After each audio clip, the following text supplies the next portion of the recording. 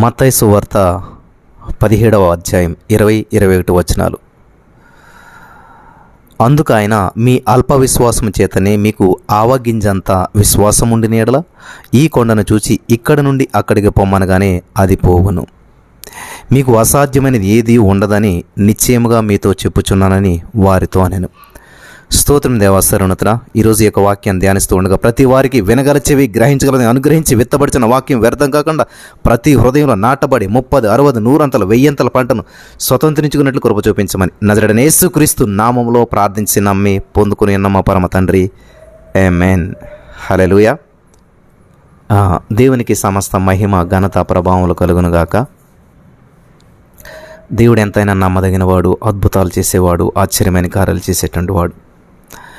ఇక్కడ ప్రతి వారికి వచ్చే ప్రశ్న ఏంటంటే, ఆవగింజంత విశ్వాసంతో కొండను పెళ్ళగించడం అంటే ఏంటి? ఆవగింజ ఏంటి? కొండ ఏంటి? ఆవగింజంత విశ్వాసం కొండను పెళ్ళగించడం అంటే అర్థం ఏంటి? అసలు దీనిలో భావం ఏంటి అనేటువంటి ఆలోచన వస్తుంది. మనం నేచురల్గా ఆలోచిస్తే ఆవగింజ బహు చిన్నది, చాలా చిన్నది, అరిచేతిలో పెట్టినా కూడా సరిగ్గా కనపడదు. కానీ దాని విషయమై యేసుక్రీస్తు ప్రభువారు ఎక్కువగా విరివిగా చాలా ఆశ్చర్యకరంగా బోధిస్తూ వచ్చాడు యేసుప్రభువారు. గింజలన్నిటిలో కూడా బహుగా పెరిగేటువంటిది ఈ యొక్క ఆవగింజని యేసుక్రీస్తు ప్రభువారు బోధించాడు. మత్తయి సువార్త 13వ అధ్యాయం 32వ వచనం, మార్కు సువార్త 4వ అధ్యాయం 31-32 వచనాలు, లూకా సువార్త 13వ అధ్యాయం 19వ వచనం. ఇక్కడ చూడవచ్చు మీరు, దేవుని రాజ్యము ఎట్లానో అటువంటి వృద్ధి చెందు గుణం ఆ ఆవగింజలో ఉన్నదని యేసుక్రీస్తు ప్రభువారు చెప్తూ వచ్చాడు. వింటున్నారా ప్రియులారా? చాలా జాగ్రత్తగా వినాలి. ఇక్కడ గమనించదగ్గ విషయం ఏంటంటే, దేవుని రాజ్యం ఎలాగైతే అభివృద్ధి చెందుతూ ఉండేటువంటి గుణాన్ని కలిగి ఉంటుందో అదే గుణం ఈ యొక్క గింజలో ఉన్నదని చెప్పి యేసుక్రీస్తు ప్రభువారు వెలిబుచ్చాడు అన్నమాట. కాబట్టి ఇక్కడ ఆవగింజంత విశ్వాసము మనకు ఉండవలనంటే సచ్చినటువంటి విశ్వాసము పనికిరాదని చెప్పి చాలా తేటగా స్పష్టంగా దేవుడు రాయించి పెట్టాడు. అంటే మృత విశ్వాసము ఉండకూడదు. అంటే మృత విశ్వాసం గలదు. కొందరికి అటువంటి క్రియలు లేనటువంటి విశ్వాసం ఉన్నది. క్రియలు లేని విశ్వాసం మృతమే కదా.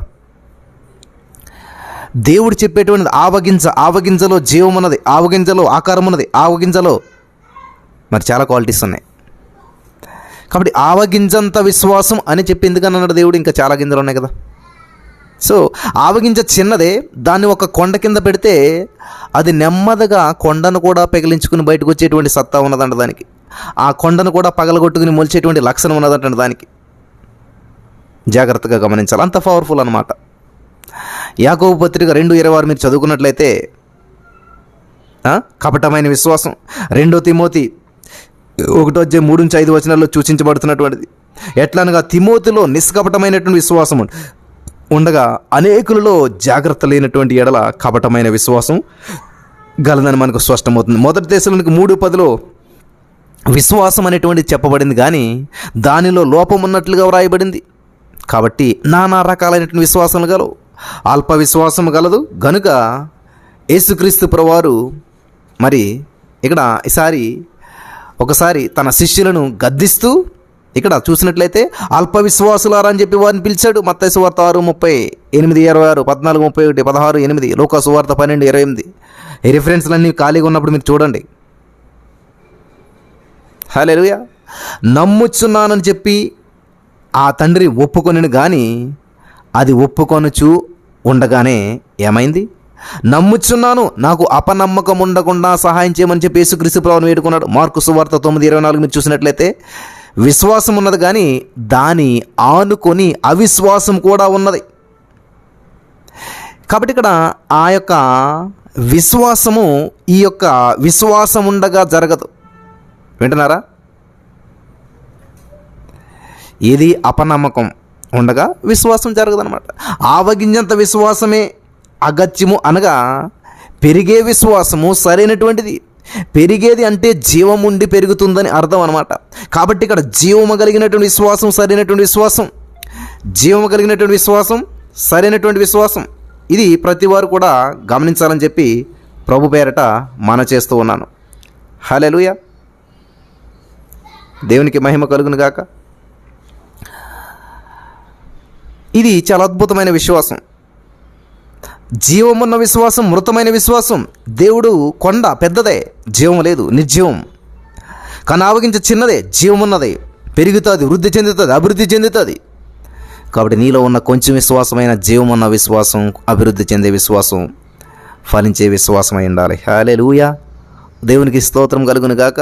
కాబట్టి జీవము కలిగిన విశ్వాసం సరైన విశ్వాసం. జీవము గల విశ్వాసం తప్పక వృద్ధి చెందుతుంది. మీ విశ్వాసం బహుగా అభివృద్ధి పొందుచున్నదని చెప్పి పౌలు ఆ తెస్సలోనిక భక్తులకు రాస్తున్నాడు. 2 తెస్సలోనిక 1:3. ఇటువంటి జీవము కలిగి పెరుగుచున్నటువంటి విశ్వాసమే ఆవగింజ వంటి విశ్వాసం అన్నమాట. ఇటువంటి విశ్వాసం ఉండగా గొప్ప కార్యములు చేయగలుగుతాం. ఆవగింజంత విశ్వాసం 2 పర్యాయములు చెప్పబడింది. మత్తయి సువార్తలో 17:20లోను, లూకా సువార్త 17:6లోను. కొండలను పెళ్లగించుట ఎట్లంటే, మనకు కలిగినటువంటి కష్టములే కొండల వంటివి, లేదా మన మీద విరోధంగా లేచినటువంటి శత్రువులే కొండల వంటి వారు. పడిపోయినటువంటి యెరూషలేము గోడలు కట్టవలనని చెప్పి లేచినటువంటి జెరుబ్బాబేలు మీద ఆ పని ఆపటానికి గొప్ప చక్రవర్తి అయినటువంటి అర్తహషస్త నిలబడ్డాడు. ఎజ్రా గ్రంథం 4:23-24 చదువుకోండి. అయితే ప్రభు ఏమన్నాడు? ఈ గొప్ప విరోధి కొండ కాదు, కొండ కంటే పర్వతమంతా పెరిగి అడ్డముగా నిలిచినా కానీ, ఓ గొప్ప పర్వతమా, జెరుబ్బాబేలు ఎదుట నీవు చదును భూమిగా ఉంటావని చెప్పబడింది జకర్యా గ్రంథం 4:6-7లో. హల్లెలూయా. చూసారా, జకర్యా గ్రంథం 4:6-7 ప్రకారం భక్తుడైనటువంటి జెరుబ్బాబేలు తన ఎదుట నిలబడినటువంటి ఆ పర్వతాన్ని ఆ పెళ్లగించగలిగి అన్నాడు, మాట్లాడుతున్నాడు. ఈ రోజుల్లో విశ్వాసులు యేసుక్రీస్తు ప్రభువు యొక్క గొప్ప శక్తి ఎరిగి లోకులు ఎదుట జంకక ముందుకు సాగి సువార్త పని ధైర్యంగా చేయవలనన్నది దేవుని యొక్క ఉద్దేశం. వీరు పర్వతాల వల్ల అడ్డంగా నిలిస్తే, వీళ్ళు అందరికి పర్వతాల వల్ల అడ్డుగా నిలిస్తే, విశ్వాసము ద్వారా, అనగా ఆవగింజ వంటి జీవము కలిగినటువంటి విశ్వాసం ద్వారా, జీవము కలిగినటువంటి తన ప్రభునందు వారు అనుకొని నందున